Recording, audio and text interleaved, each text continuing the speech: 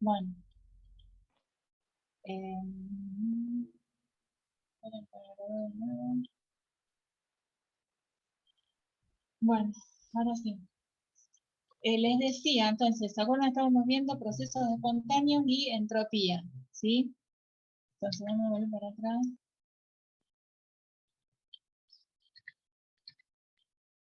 Profesora, con Ricardo habíamos dejado en unos cálculos, algo así. ¿No es lo mismo? Sí, Ricardo me dijo que le faltaba ver entropía y energía libre. O sea, como que entalpía ya lo habían visto. Lo que deben haber visto la clase pasada es cómo se calcula la entalpía, la variación de entalpía de una reacción, el calor de reacción, ¿sí? Con la ley de Hess, por el método indirecto. Seguramente han visto eso la clase pasada. No, no sé si lo terminamos de No ver. llegamos. Yo No me terminó acuerdo de que dijo tapía, que profe. lo íbamos a ver y bueno, y ahora no. Pero bueno. Ah, bueno, yo enganché acá porque él me dijo que quedaba a ver entropía y energía libre. Uy, Dios, hoy está muy complicado. Está bien, profe, no se preocupe. Yo no sé hasta qué hora estuvieron la otra clase, pero yo como tenía una clase a las 5 me tuve que salir un ratito antes. Claro, yo también. Ah, No sé ¿no hasta dónde será por sigue. eso? No, No, yo no no, salí igual antes, No, terminó porque la yo clase tuve. y después Algunos fue y no lo terminó. habrá terminado el 5. Ah, no lo terminó.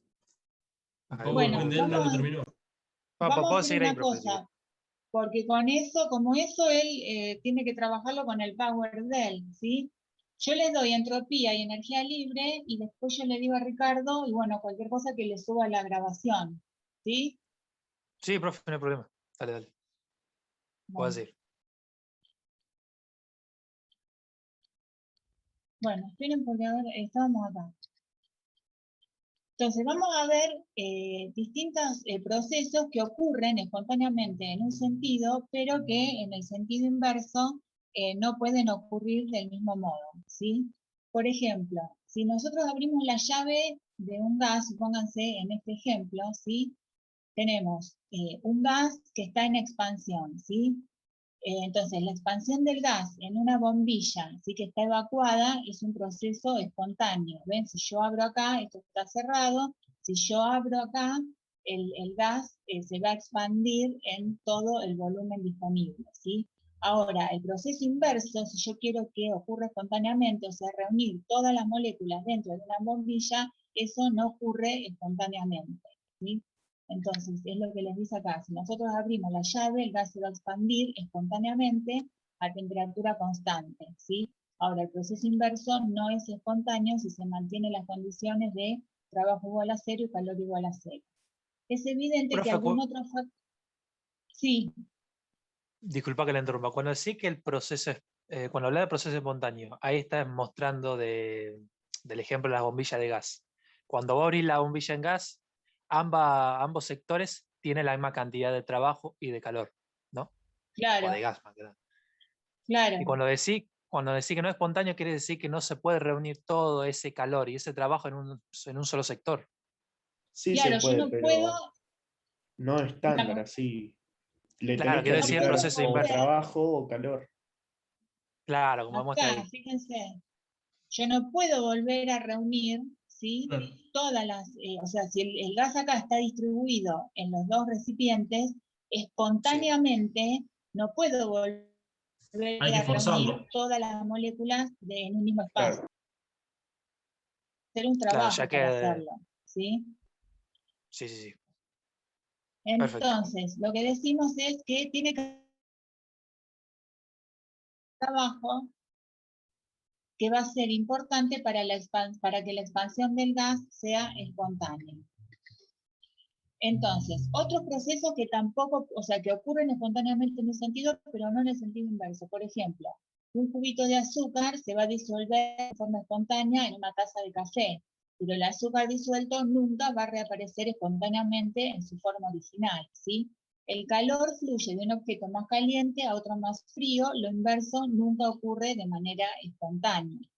Por ejemplo, el hierro expuesto al agua y al oxígeno gaseoso se oxida, o sea, forma herrumbre, se corroe, y esta nunca retorna espontáneamente a hierro. Entonces, estos ejemplos muestran que los procesos que ocurren de manera espontánea en una dirección no pueden ocurrir del mismo modo en la dirección opuesta.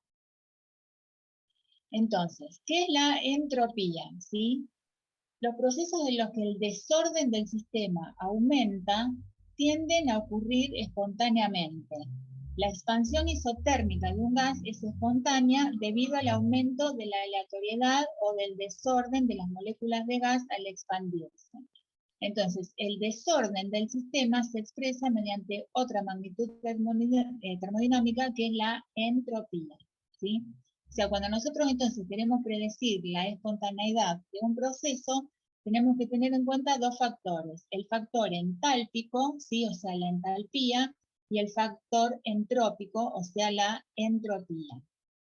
¿Sí? En general, los procesos que tienden a ocurrir de manera espontánea son aquellos que llevan al sistema a un estado de mínima energía, ¿sí? Y de desorden máximo.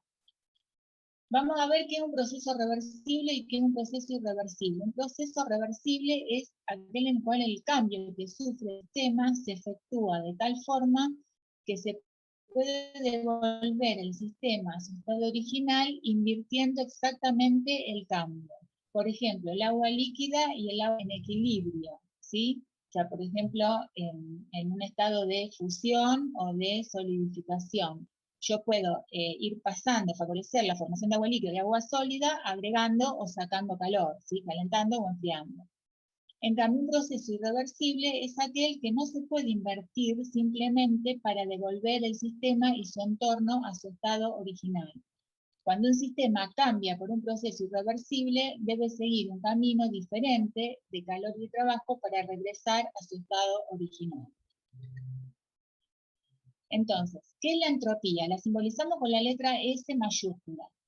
Es una medida directa de la aleatoriedad o del desorden del sistema, ¿sí? Describe el grado en que los átomos, las moléculas o los iones se distribuyen en forma desordenada en una dada región del espacio. Entonces, cuanto mayor sea el desorden en el sistema, esto es importante porque la noción de ordenado con la probabilidad de que ocurra un determinado proceso en ese sistema. Un estado ordenado tiene una probabilidad baja de ocurrir y una entropía pequeña, mientras que un estado desordenado tiene una probabilidad alta de ocurrir y una entropía grande. Entonces, es lo que yo les decía, en general, todos los sistemas que sean exotérmicos, o sea, si en el sistema ocurre un proceso exotérmico, tiene más probabilidad de ocurrir, pero no solamente porque hay que también ocurren de manera espontánea en determinadas condiciones.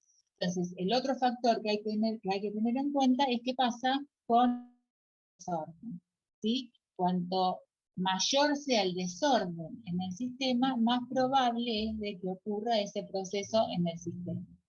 A diferencia de lo que sucede con la entalpía, ¿se acuerdan que la entalpía absoluta de una sustancia no se puede medir, no se conoce, no se puede determinar? Por eso, para calcular el calor de una reacción, ustedes utilizan la entalpía estándar de formación de un compuesto, ¿sí? Bueno, a diferencia de eso, la entropía sí se conoce, o sea, sí se puede determinar la entropía absoluta de una sustancia.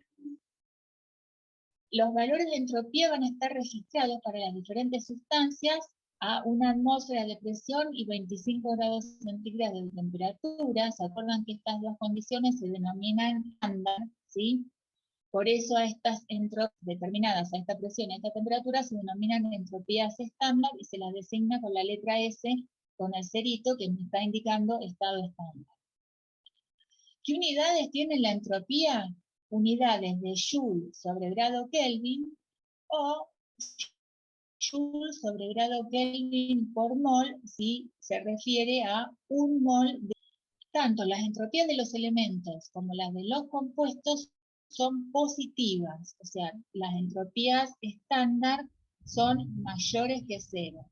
Por el contrario, si ustedes se acuerdan, las entalpías estándar de formación para los elementos, ¿se acuerdan? En su forma más estable, que era la variedad alotrópica más estable, por ejemplo, el carbono diamante, el carbono grafito, ¿sí? La variedad más estable es el carbono grafito, por lo tanto tiene un valor de entalpía estándar de formación igual a 0, mientras que el carbono diamante tiene un determinado valor de entalpía estándar de formación.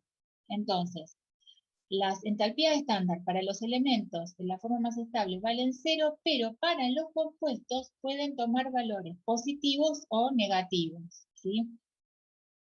Entonces, fíjense, acá están tabuladas, lo mismo que las entalpías estándar de formación de los compuestos.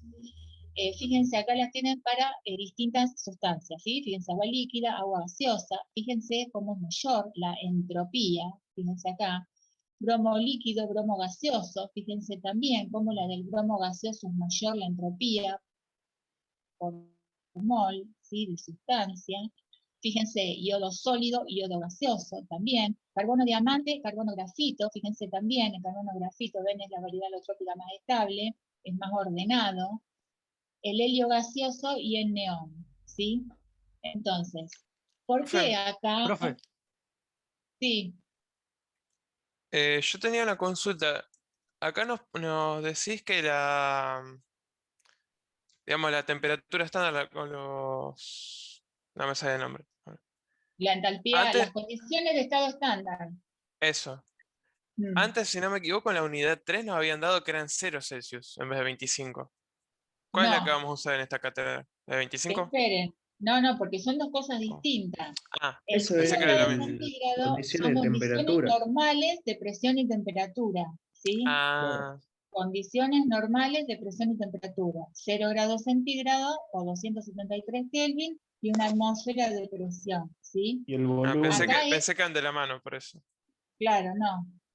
Acá es estado estándar. El estado estándar se refiere a la condición de una atmósfera de presión. Y si bien no especifica la temperatura, siempre vamos a tomar valores, porque es lo que está tabulado, los valores que están tabulados están medidos a 25 grados centígrados. ¿Sí? profe, una consulta. Sí. ¿Por qué algunos elementos, por ejemplo, ahí en el H2, el agua, que está en el estado líquido y gaseoso, tienen una diferencia entendible en el tema de entropía? ¿Por qué? Bueno, era lo que vamos a ver ahora. ¿Sí? Por eso yo les decía acá, presten atención, para las sustancias, comparen líquido con gas, sólido con gas en el caso del yodo. ¿Por qué? Sí. Porque si ustedes recuerdan, recién yo dije la entropía está relacionada con el grado de orden o desorden del sistema. Siempre ustedes recuerden, cuanto mayor sea el desorden en el sistema, mayor va a ser la entropía. ¿Está? Si ustedes se acuerdan, cuando vimos los estados de agregación de la materia, sólido, líquido y gaseoso, se acuerdan que el estado sólido es el estado más ordenado. El Sí. líquido es intermedio, digamos, es menos ordenado que el sólido, pero más ordenado que el gaseoso. Y el estado gaseoso es el estado sumamente desordenado, es un estado caótico. ¿Se acuerdan que las partículas están en continuo movimiento al azar? O sea, es un estado caótico. Entonces, Claro. el estado gaseoso va a tener una entropía grande. El estado sólido va a tener una entropía pequeña, un gran orden. ¿Sí? Sí. Entonces, para cualquier sustancia, la entropía aumenta en este orden. La entropía del sólido es menor que la del líquido y la del líquido es mucho menor que la del gas. ¿Sí? Y esta comparación, bueno, obviamente siempre estamos evaluando o analizando la misma cantidad molar de sustancia. ¿Estamos? Sí, sí, sí. Bueno, acá les explico por qué el carbono diamante y el grafito, si bien los dos son sólidos, pero ¿qué pasa? El diamante tiene una estructura más ordenada, por lo tanto el diamante tiene una entropía más pequeña que el grafito, ¿sí? Y después, por ejemplo, el neón, acá tienen que tener en cuenta la cantidad de electrones, ¿sí? El helio tiene Z2 y el neón tiene Z10. Entonces tiene mayor entropía, ¿por qué? Porque los átomos con más electrones tienen entropías mayores que los átomos con menos electrones. ¿Sí? ¿Qué pasa ahora en un sistema? Si nosotros tenemos un sistema en el cual ocurre, o sea, el sistema evoluciona desde un estado inicial hasta un estado final. ¿Sí? ¿Se acuerdan que es una función de estado? Lo habrán visto en la clase pasada. ¿Qué es una función de estado? ¿Se Estado acuerdan? inicial, estado final. Claro, son aquellas variables que dependen exclusivamente del estado inicial y final del sistema, ¿sí? Pero que es independiente del camino por el cual el sistema llegó desde ese estado inicial hasta el estado final. Entonces, de la misma manera que la energía... Sería una variación, profe. Perdón, sería una variación de estado, en ese caso. Una variación de estado, o sea, se las denomina funciones de estado o variables termodinámicas. Una Ok. variación de estado, vos estás... no me ¿Eran esas que refiero eran a 4, puede ser, no? Las ¿Cómo? variables termodinámicas. Eran las variables termodinámicas que eran 4, ¿no? Claro, Puede ser. la entalpía, la entropía, Entropía. la Energía energía interna. libre y la energía interna. Perfecto. ¿Sí? Listo. Sí. Bueno, entonces, si nosotros tenemos un sistema en el cual ocurre un proceso mediante el cual ese sistema pasa de un estado inicial a un estado final. Entonces, podemos ver cómo va a ser el cambio de entropía para el proceso, que lo simbolizamos como delta S. Recuerden que este delta quiere decir variación o cambio, ¿sí? Que va a ser la diferencia entre la entropía del sistema en el estado final menos la entropía del sistema en el estado inicial, ¿sí? Entonces, lo vamos a pensar para una serie de procesos que llevan a un aumento de la entropía del sistema. Si el cambio provoca un aumento en la aleatoriedad o en el desorden de ese sistema, entonces la entropía del sistema en el estado final va a ser mayor que la entropía del sistema en el estado inicial, ¿sí? Con lo cual el delta S aumenta, es mayor que 0, ¿sí? Es positivo. Entonces hay varios procesos que llevan a un aumento en la entropía. O sea que el sistema pasa de un estado más ordenado a uno menos ordenado. O más fácil, aumenta el desorden, ¿sí? Por ejemplo, la fusión, ¿sí? Yo tengo agua líquida y que se convierte en agua sólida, ¿sí? Paso de un estado que tiene un orden intermedio a uno de mayor orden, ¿sí? La Sí. vaporización, fíjense, paso de vapor a Claro, la es como entropía al del... revés. Sí, estoy mirando que lo puse al revés yo acá. Sí. Claro, Claro, porque la fusión es de sólido a líquido. porque, no, lo que pasa no es que lo puse Pero al acá revés. en la entropía es Yo así, por puse la eso entropía decía. del estado líquido es mayor que la entropía Claro, del estado sólido, ¿sí? Claro, profe, porque lo que Entonces, sí, pusiste sí, fue el sí. término de entropía. Por eso parece Claro, que por está eso al se revés. lo puso así. claro, fíjense que nuestro estado final es el sólido.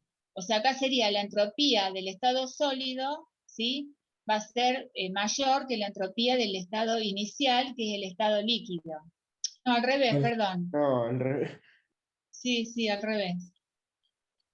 ¿Sí? O sea, si yo tengo un pasaje del estado sólido al estado líquido, aumenta el desorden. Entonces, la entropía del sistema inicial va a ser la entropía del sólido y la del sistema final va a ser la entropía del líquido. ¿Está? En la vaporización, yo tengo el pasaje del estado líquido, que va a ser el estado inicial, fíjense, al estado de vapor, que va a ser la del estado final. Entonces, la entropía del vapor es mayor, aumenta la entropía, ¿sí? ¿Quedó Sí. claro? Sí. Bueno, O la sea, en términos. disolución. Sí, profe, quedó Perdón, claro. profe. Profe, o sea, en términos de entropía sería el que tiene, por ejemplo, el caso de la fusión. La entropía de líquido siempre va a tener mayor desorden que una entropía de un elemento sólido. Claro, exactamente. Claro, Sí. Ujú. perfecto. Y el vapor va a tener mayor entropía que el líquido, ¿sí? Perfecto. Bueno, ¿qué pasa ahora? Ustedes imagínense si tengo un soluto y un solvente puros, ¿sí? Y ahora yo formo una solución, ¿sí? Bueno, se va a cumplir que la entropía de la disolución va a ser mayor que la entropía del disolvente y del soluto puro, ¿sí?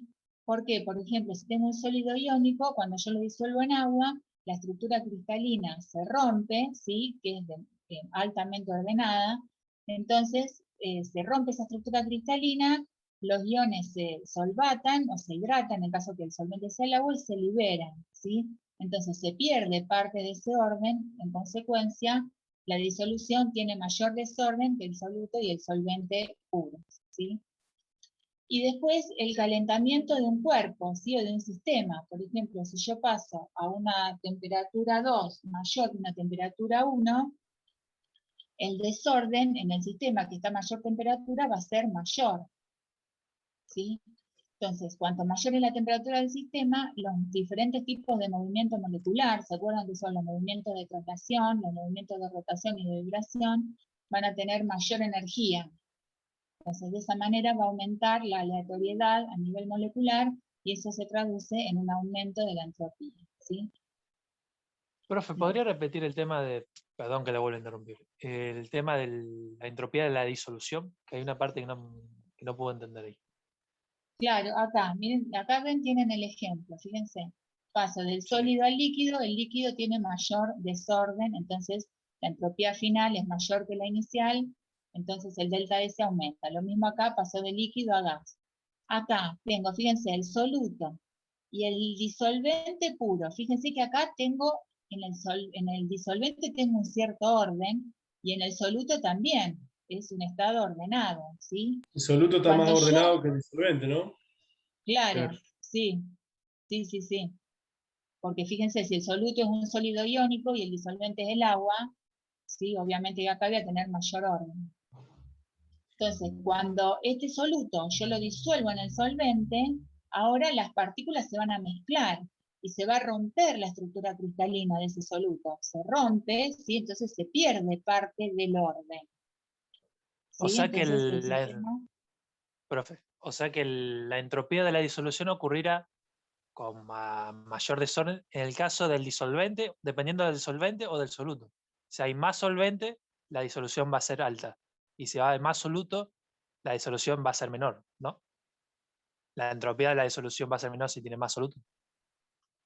¿O cómo es? No, Sí, porque eso, o sea, no lo, digamos, no lo podés cuantificar, no importa que vos tengas más soluto o más solvente. El tema es que vos sí, seguro que si vos comparás al soluto y al solvente puro con respecto a sí. la solución, la entropía del sistema en el estado final va a ser mayor. ¿Entendés? Porque vos pasás de un estado que es más ordenado a uno más desordenado. O sea, siempre la entropía de disolución va a ser mayor. No Claro, sí. importa cómo ocurre el disolvente o el soluto, más que nada. No No como importa, no. Claro. Perfecto, perfecto. Bueno, y acá tienen el tema del calentamiento, ¿sí? Aumentan los movimientos moleculares, entonces el sistema se hace más desordenado. Bueno, vamos a ver ahora la segunda ley de la termodinámica.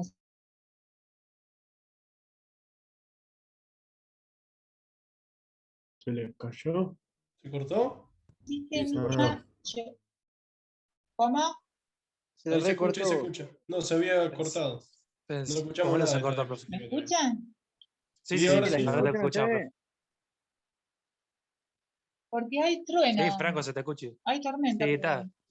Sí, Sí, sí, está lloviendo. Acá en mi Bueno, casa está lloviendo. les decía, lo que nosotros queremos ahora es encontrar un criterio de espontaneidad. Yo quiero saber si un proceso que va a ocurrir en un sistema, si quiero predecir en determinadas condiciones si va a ocurrir de manera espontánea o no, ¿sí? Entonces, tenemos la segunda ley de la termodinámica, que dice lo siguiente: la entropía del universo aumenta en un proceso espontáneo y se mantiene constante en un proceso que se encuentra en estado de equilibrio, ¿sí? La expresión matemática es la siguiente: el cambio de entropía del universo va a estar dado por esta expresión, el delta S del sistema más el delta S del entorno, o sea, la variación de entropía del sistema más la variación de entropía del entorno. Entonces, ¿cómo puedo expresar la segunda ley? Para un proceso espontáneo, el delta S del universo igual al delta S del sistema más delta S del entorno aumenta, o sea que esto es mayor que cero, ¿sí? Para un proceso en equilibrio, que es reversible, esto es igual a cero. O sea, la suma delta S del sistema más el delta S del entorno va a ser igual a cero. Entonces, para utilizar a esta ley como criterio de espontaneidad, yo tengo que calcular el delta S del sistema y el delta S del entorno, ¿sí? Entonces, ¿cómo hacemos para calcular el cambio de entropía en el sistema?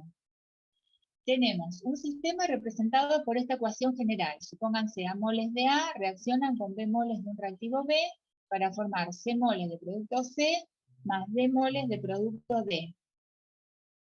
El cambio de entropía estándar, que lo simbolizamos como delta S, que con el superíndice 0, ¿sí? Va a estar dado por la siguiente expresión. Fíjense, es igual a la sumatoria de multiplicar por todos los coeficientes estequiométricos la entropía estándar de los productos menos la sumatoria de multiplicar por todos los coeficientes estequiométricos la entropía estándar de los reactivos, ¿sí? Es como la de la entalpía, La entropía, no, la entropía. pero es como la de la entalpía, pero nada más. Ah, que cambia. exacto, justo lo iba a decir, sí. Exactamente igual a la que usan para calcular los calores de reacción, el delta H de una reacción, ¿sí? Claro. Bueno, acá lo que hacemos es M y N son los coeficientes estequiométricos, ¿sí? Que están en la ecuación balanceada. Si lo llevamos a este caso particular, esto va a ser igual a C por la entropía estándar del producto C más D moles por la entropía estándar del producto D menos A moles por la entropía estándar del reactivo A más B moles por la entropía estándar del reactivo B. Las unidades de entropía estándar en esta ecuación son Joule sobre Kelvin por mol. Entonces, fíjense que ustedes a los coeficientes estequiométricos le tienen que poner la unidad mol, porque de esa manera simplifican mol con mol, entonces van a expresar el resultado en Joule sobre grado Kelvin, ¿sí? Entonces, esta variación de entropía estándar de la reacción es el delta S estándar del sistema, ¿sí? De esta manera calculo el cambio de entropía en el sistema. ¿Cómo calculo el cambio de entropía en el entorno? Bueno, acá hay que tener en cuenta, si en el sistema ocurre un proceso exotérmico, o sea que va a tener un delta H, ¿cómo? Si en el sistema ocurre un proceso exotérmico. Negativo. Negativo. Perfecto, negativo, menor que 0. Esto significa que el sistema transfiere calor al entorno, ¿sí? Entonces, produce un incremento en la entropía del entorno, ¿sí? Porque se está liberando calor. Por el contrario, si en el sistema ocurre un proceso endotérmico, o sea que ahora el delta H va a ser positivo, va a ser mayor que 0, significa que el sistema absorbe calor del entorno, en consecuencia disminuye la entropía del entorno. Entonces, ¿cómo se calcula mediante esta expresión?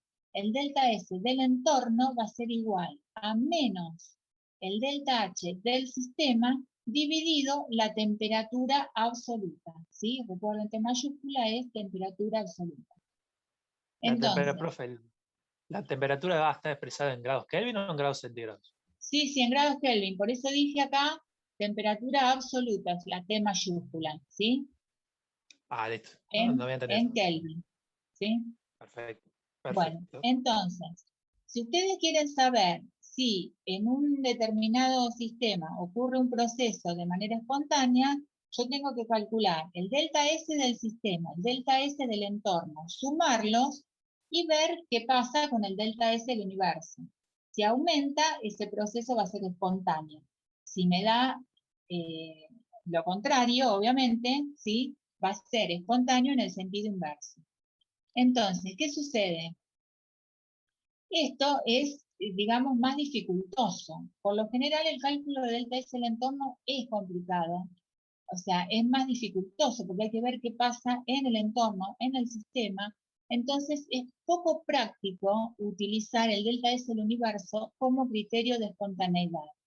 Entonces, es deseable tener otra función termodinámica que ayude a determinar si la reacción va a ocurrir espontáneamente solo considerando al sistema. De esa manera tomamos variables del sistema y nos independizamos del entorno y del universo. Entonces, es necesario introducir una nueva función termodinámica llamada energía libre de Gibbs, o simplemente energía libre, que la simbolizamos con la letra G mayúscula, ¿sí? Entonces, ¿qué es la energía libre de Gibbs? Es una función de estado. Sí, Una pregunta, ¿usted lo puede subir a este PowerPoint? sí, igual tienen el de Ricardo, pero no sea un problema, sí, sí, lo subo. No ¿Esto problema. está todo en el de Ricardo? Sí, sí, está, sí. ¿Listo? Por ahí no obviamente no va a estar armado igual, digamos, armado de la misma manera, obviamente, pero Ah, el pero usted puede contenido... subir este. Chapo, Sí, Pues sí, yo quiero quédense este. tranquilo que lo subimos, sí. Gracias. gracias, profe. No, no de nada. Entonces decíamos que la energía libre es una función de estado definida en base a la siguiente expresión matemática. La energía libre, fíjense, es igual a H menos T por S. O sea que es igual a la entalpía menos el producto de la temperatura absoluta por la entropía, ¿sí? Si ahora yo quiero representar el cambio de energía libre, o sea, el delta G de un sistema para un proceso a temperatura constante, me queda esta expresión. El delta G es igual a delta H menos T por delta S, ¿sí? Y acá lo importante es que todas estas cantidades se refieren a propiedades del sistema. Y T es su temperatura absoluta. ¿Sí? Entonces, de esta manera yo viendo qué pasa con el delta H del sistema y qué pasa con la variación de entropía del sistema, calculo el delta G del sistema y así yo puedo predecir si un determinado proceso va a ser o no espontáneo. De esa manera me independizo del entorno y del universo, ¿sí? Entonces, ¿qué relación hay entre la variación de energía libre y la espontaneidad de un proceso? El delta G se puede usar como criterio de espontaneidad a presión y temperatura constantes. Entonces, se pueden presentar tres situaciones, ¿sí? Cuando ustedes calculen un valor de un delta G. Que el delta G sea menor que 0, o sea, un delta G negativo, significa que ese proceso es espontáneo. Si el delta G fuera igual a 0, significa que el sistema está en estado de equilibrio, ¿sí? Y si el delta G que ustedes calculan es positivo, o sea que es mayor que 0, significa que ese proceso en esas condiciones no es espontáneo, ¿sí? Va a ser espontáneo en la dirección opuesta. Entonces, Ok, profe. ¿cómo hacemos para predecir el signo de delta G? Fíjense, ¿cuál es la aplicación que tiene esta ecuación? Para predecir el signo de delta G, tenemos que determinar tanto el delta H como el delta S, y la temperatura también puede tener influencia en la dirección de una reacción espontánea, ¿sí? Entonces, fíjense qué es lo que yo les decía. Si yo quiero predecir la espontaneidad de un proceso, tengo que tener en cuenta los dos factores. El factor entálpico, o sea, qué pasa con la entalpía, y el factor entrópico, o sea, qué pasa con la entropía. Entonces, ahora puedo tener 4 posibilidades, ¿sí? Fíjense, si tanto el delta H como el delta S son positivos, eso significa que en el sistema, si el delta H es positivo, ocurrió un proceso endotérmico, ¿sí? Si el delta S también es positivo, significa que aumentó el desorden, ¿sí? Entonces, el delta G va a ser negativo solo cuando el término T por delta S sea mayor en magnitud que el delta H. ¿Cuándo se va a cumplir esto? Cuando la temperatura sea alta. Entonces, la reacción va a ocurrir espontáneamente a temperaturas elevadas, ¿sí? ¿Se acuerdan? Delta H menos T por delta S. Entonces, para que los dos son positivos, para que esa relación me dé negativa, el término T por delta S tiene que ser mayor en magnitud que el delta H. ¿Cuándo se va a cumplir eso? Cuando la temperatura sea elevada, ¿sí? Si ahora el Sí, delta profe. H es positivo y el delta S es negativo, o sea que el delta H es positivo, ocurrió un proceso endotérmico. Y el delta S es negativo, significa que aumentó el orden en el sistema. el delta G va a ser siempre positivo independientemente de la temperatura. ¿Sí? Cuando el delta G no es endotérmico, ¿es exotérmico? El delta G, el delta H. Ah, sí, el delta H, perdón. Es exotérmico, cuando no es endotérmico. Y o es uno o es otro. Claro, Si es mayor a cero Claro. es endotérmico, absorbe. Y si es Menor a menor que cero cero es es exo. exotérmico. sí, sí, Ah, listo, gracias. no de nada. La tercera opción es que ahora el delta H sea negativo, o sea que ocurrió un proceso exotérmico, ¿sí? Y que el delta S es positivo, o sea que aumentó el desorden. Entonces el delta G acá va a ser siempre negativo independientemente de la temperatura, ¿sí? Y la última opción es que tanto el delta H como el delta S sean negativos, o sea que en el sistema ocurrió un proceso exotérmico, pero aumentó el orden, ¿sí? Entonces, el delta G va a ser negativo solo cuando el término T por delta S sea más pequeño en magnitud que el delta H.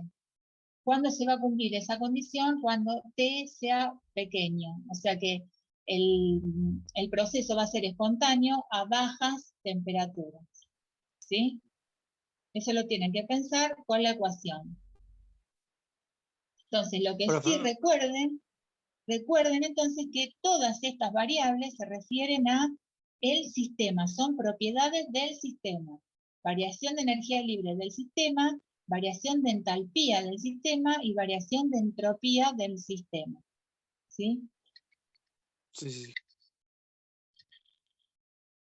Bueno, acá les puse, por ejemplo, si yo tengo ahora una ecuación química representada por, una reacción química representada por esta ecuación general, A moles de A que reaccionan con B moles de B para formar C moles de producto C más D moles de producto D, ¿cómo hago para calcular la variación de energía libre de la reacción de la misma manera que con la entalpía y con la entropía? Fíjense, es la sumatoria de multiplicar por los coeficientes estequiométricos la energía libre de los productos menos la sumatoria de multiplicar también por los coeficientes estequiométricos, que es lo que simboliza acá M y N, la energía libre de lo estándar de los reactivos, ¿sí?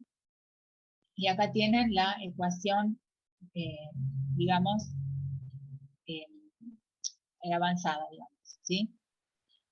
Sí. Bueno, como ejemplo acá les puse la reacción de descomposición del carbonato de calcio. O sea, yo quiero saber si esta reacción de descomposición va a ser espontánea a 25 grados centígrados. Fíjense, el carbonato de calcio se descompone en óxido de calcio sólido y dióxido de carbono gaseoso. Yo quiero saber si a temperatura ambiente va a ocurrir espontáneamente o no, ¿sí? Como datos, les doy el delta H y el delta S estándar, ¿sí? Entonces, calculo el delta G del sistema, ¿sí? Va a ser igual a delta H menos T, la temperatura es 25 grados centígrados más 273, 298 Kelvin. Y fíjense acá, cuidado acá, tienen que prestar atención con las unidades. ¿Por qué? Porque acá tengo el delta H expresado en kilojoules y acá tengo el delta S expresado en joule. Entonces, o paso los dos a kilojoule o paso los dos a joule. Yo lo que hice acá fue pasar acá de kilojoule, perdón, de joule a kilojoule. ¿Sí? Un kilojoule obviamente son 1000 joules. Entonces esto me queda dividido 1000 y me da 130 kilojoules. Fíjense. Fíjense que el delta G me da positivo. Por lo tanto, Sí. no va a ser espontáneo en esas condiciones, ¿sí? De hecho, Sí, el sí. carbonato de calcio se descompone de manera espontánea a altas temperaturas, ¿sí? Entonces, para hacer negativo a este delta G, primero tenemos que encontrar la temperatura para la cual el delta G del sistema es igual a 0. O sea, a qué temperatura yo voy a calcular el delta G, o sea, el sistema está en equilibrio, ¿sí? Entonces, cuando está en equilibrio, el delta G vale 0. Fíjense, de acá despejo la temperatura, que me va a quedar igual a delta H menos delta S. Entonces calculé otra vez con las unidades, cuidado acá, y me da 1108 Kelvin, o lo que es lo mismo, 835 grados centígrados, ¿sí? A esta temperatura estaría en equilibrio, quiere decir que a temperaturas mayores a 835 grados centígrados, el delta G0 del sistema se vuelve negativo, lo que indica que la descomposición ocurre de manera espontánea, ¿sí? Entonces, fíjense que a altas temperaturas, fíjense que acá tengo el caso, los dos son positivos, delta H positivo y delta S positivo. Entonces, esta reacción va a ocurrir espontáneamente a temperaturas elevadas. Bueno, acá les puse esta ecuación, ¿sí? También de descomposición del óxido de plata, que forma plata metálica y oxígeno molecular. Les doy como dato el delta H estándar, o sea, la variación de entalpía estándar y la variación de entropía estándar. Y quiero saber si a 25 grados centígrados la reacción es espontánea y que justifiquen si la reacción es endo o exotérmica. Bueno, eso se los dejo. Les puse acá la respuesta, ¿sí? Y la pregunta B, fíjense que la respondo, el delta H es positivo, o sea, es mayor que 0, por lo tanto es endotérmica. Después ustedes hagan el cálculo, tengan en cuenta acá, fíjense que acá tienen kilocaloría y acá tienen caloría, también tienen que pasar los valores. Bueno, y les va a dar esto, 2,60 kilocalorías por mol, el valor es positivo, por lo tanto no es espontánea a 25 grados centígrados. ¿Sí? Profe, Sí, una consulta. Viste que estaba mostrando el ejemplo de para que la variable de energía de Gibbs se vuelva negativa. ¿Eso es opcional para encontrar la temperatura? Como hizo ahí en el ejemplo de despejando la temperatura igual a la variable de entalpía. claro, yo lo hice, dividido. sí. El cálculo que yo hice acá, ¿me decís? Claro, ¿eso es opcional o eso es en caso de que lo pida el enunciado? Claro, eso es en caso que te lo pida. Yo lo hice para que a ustedes ya les quede el ejemplo, ¿sí? Si el Sí. problema no te lo pide, si el problema te dice, indique si el siguiente proceso es o no espontáneo, te dan los datos de delta H y de delta S, vos calculás el delta G, y con el delta G informás si es positivo o negativo, va a ser no espontáneo o espontáneo. Pero si no te lo pide, no. Claro. Ok, profe. Yo lo hice Gracias. acá para que ustedes tengan el ejemplo, ¿sí? A partir de qué temperatura el proceso va a ocurrir de manera espontánea. Perfecto. Listo. Gracias, profe. No, de nada. Bueno, no sé si de esto tienen alguna duda. No. No, de mi parte no.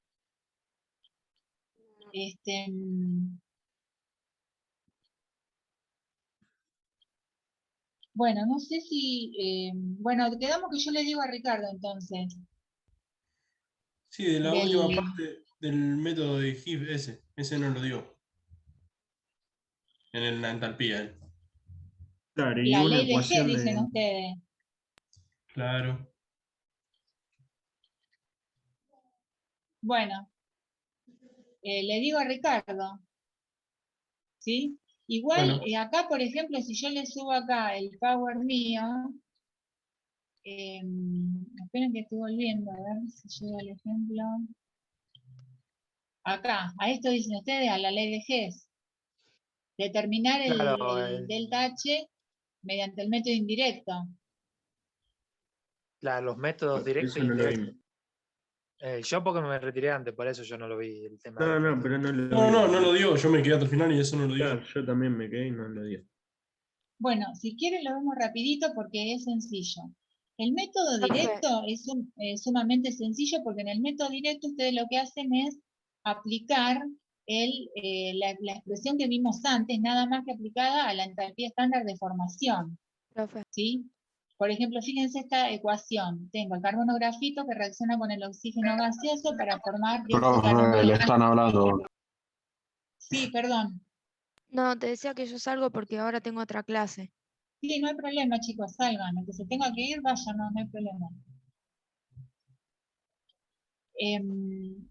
bueno, acá se forma dióxido de carbono gaseoso. Fíjense que yo acá digo, el delta H de esta reacción va a ser 1 mol por la entalpía estándar de formación del dióxido de carbono gaseoso menos 1 mol por la entalpía estándar de formación del carbono grafito más 1 mol por la entalpía estándar de formación del oxígeno gaseoso.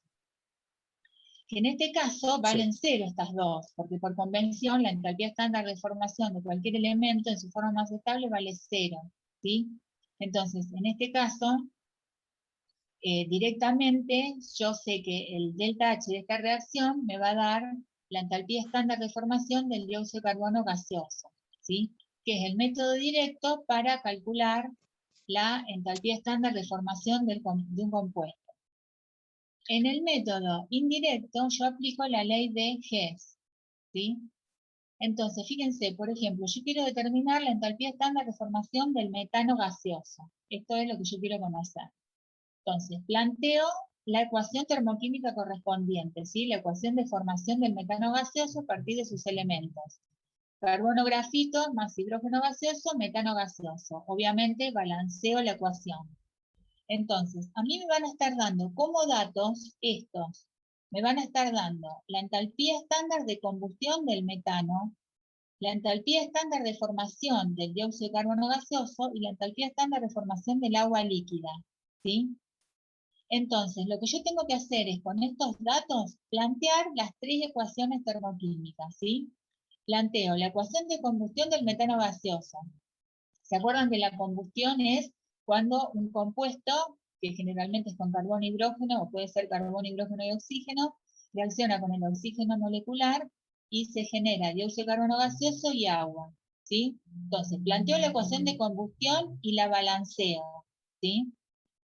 Planteo las 2 ecuaciones de formación, porque estas son de formación estos datos, ¿sí? Entonces, la de formación del dióxido de carbono gaseoso a partir de sus elementos, carbono grafito más oxígeno gaseoso, forma dióxido de carbono gaseoso, está balanceada en la ecuación, todo es 1 mol, 1 mol, 1 mol, y planteo la deformación del agua líquida en este caso, a partir de sus elementos, hidrógeno gaseoso más oxígeno gaseoso que forma agua líquida. Fíjense, reacciona 1 mol de hidrógeno gaseoso con medio mol de moléculas de oxígeno para formar 1 mol de moléculas de agua. Entonces, yo combinando estas 3 ecuaciones, tengo que la suma de estas 3 me tiene que llegar a esta. Entonces, ¿qué hago? Primero aplico la ley de Lavoisier-Laplace a la reacción de combustión. ¿Por qué? Porque fíjense que acá el metano yo lo tengo al lado de los reactivos. Y en la ecuación a la que yo quiero llegar, lo necesito tener del lado de los productos. Entonces, la ecuación A la invierto, ¿está? Entonces me queda dióxido de carbono gaseoso más 2 de agua líquida, forma metano gaseoso más 2 de oxígeno gaseoso. Obviamente, cuando yo invierto la ecuación, el signo de delta H también cambia, porque fíjense, la reacción de combustión es exotérmica, la reacción inversa ahora es endotérmica. O sea que esta reacción absorbe 890,4 kJ por mol, ¿sí?, de metano. Y como los coeficientes son todos 1, digamos, no cambié. Fíjense que este valor está dado, es la energía que se libera cuando se forma cuando se combustiona 1 mol de metano gaseoso, ¿sí? Se liberan 890,4 kJ. Bueno, acá, cuando se forma 1 mol de metano gaseoso, ¿sí?, el sistema absorbe 890,4 kJ. O sea, el delta H. Conclusión, si yo invierto a la ecuación, invierto el signo de delta H. Como me pasa de exotérmica a endotérmica, ¿no? Claro, claro. Porque invierte el sentido de la reacción. Sí, sí. ¿Está? Fíjense en la ecuación B. El carbono grafito yo lo quiero tener del lado de los reactivos. Así que esta ecuación la copio tal cual. Y como quiero tener también 1 mol, no necesito multiplicar por ningún coeficiente estereométrico. O sea que los coeficientes siguen siendo 1, 1, 1. Entonces me queda el delta H para esta reacción. Va a ser 1 mol por menos 393,5 kJ por mol. Simplifico mol con mol. Y esto es igual a menos 393,5 kJ. Y fíjense en la ecuación C. Yo necesito acá tener 2 moles de hidrógeno gaseoso y tengo 1 mol. O sea que a toda esta ecuación la voy a multiplicar por 2, a los 3 coeficientes estequiométricos, ¿sí? Entonces me queda 2 moles de hidrógeno gaseoso, 2 por medio mol, 1 mol de oxígeno gaseoso, 2 por 1, 2 moles de agua líquida. El delta H, 3, para esta ecuación C, va a ser igual ahora a 2 moles por menos 285,8 kJ por mol, ¿sí? ¿Por qué? Porque 285,8 kJ por mol es la cantidad de calor que se libera cuando se forma 1 mol de agua líquida. Cuando se formen 2 moles se va a liberar obviamente el doble, o sea 571,6 kJ, ¿sí? Entonces, según la ley de Hess, puedo sumar las ecuaciones y los delta H. Y voy a eliminar todas aquellas sustancias que están repetidas a ambos lados de la flecha, ¿sí? Una vez comprobada que la ecuación final es igual a la inicial, se procede a la suma algebraica de las entalpías. Entonces, fíjense, si, de acá se me va 1 mol de dióxido de carbono con 1 mol de dióxido de carbono gaseoso. 2 moles de agua líquida con 2 moles de agua líquida, ¿sí? Y acá tengo, fíjense, del lado de los reactivos, 1 mol más 1 mol de oxígeno molecular son 2 moles, que los elimino con estos 2 moles de oxígeno molecular del lado de los productos. Entonces, sumando, me queda carbono grafito más 2 hidrógeno gaseoso, llego a 1 mol de metano gaseoso, que es la ecuación a la que yo quería llegar. Yo, combinando estas tres, quería llegar a esta ecuación, que es la deformación del metano gaseoso, ¿sí? Del cual yo quiero averiguar ese delta H. Entonces, ahora, sumo las entalpías. El delta H total va a ser igual a la suma del delta H1 más el delta H2 más el delta H3, ¿sí? O sea que acá me quedaría 890,4 más menos 393,5 más menos 571,6, ¿sí? Me queda el delta H total menos 74,7 kJ. Que como se forma 1 mol de metano gaseoso, y lo que yo quiero informar es la entalpía estándar de formación, la tengo que informar por mol, entonces esto vale menos 74,7 kJ por mol. O sea que cuando se genera 1 mol de metano gaseoso a partir de 1 mol de carbono grafito y 2 moles de hidrógeno gaseoso, el sistema libera 74,7 kJ en forma de calor al entorno. ¿Sí? Sí. Sí, Sí, profe. profe. Bueno, son sencillos. Lo que pasa es que tienen que tener en cuenta esas cositas, el manejo de las ecuaciones termoquímicas. Así que en realidad se pueden manejar como ecuaciones algebraicas. O sea, tengo que tener en cuenta que si yo invierto el sentido de la reacción, cambia el signo del delta H. Y si yo multiplico por distintos coeficientes estequiométricos, bueno, también tengo que multiplicar de la misma manera el delta H. ¿Está? Porque recuerden que el delta H es una propiedad, lo mismo que la entropía y la energía libre, son propiedades extensivas, ¿sí? Dependen de la cantidad de materia presente en el sistema, ¿sí? Profe, dos preguntas. Sí. La primera, viste que ahí estaba explicando del CH4. En caso de que fuesen 2 moles de CH4, la entalpía de formación sería 2 por el resultado que dio de la suma. Digamos, si acá los coeficientes, si se hubieran formado 2 moles exactamente, vos tendrías que multiplicar, para informar por mol, lo tenés que dividir por 2. Ah, listo. ¿Está? Sí, sí. Sí, y la segunda pregunta. Con el tema de, viste, la entalpía de combustión, que nos daba siempre el valor. ¿La reacción de combustión siempre se le tiene que agregar el oxígeno? Claro, porque las reacciones de combustión, ¿se acuerdan que es? Eso lo vieron conmigo también, en la unidad 5. ¿Se acuerdan al principio que vimos los distintos tipos de reacciones químicas?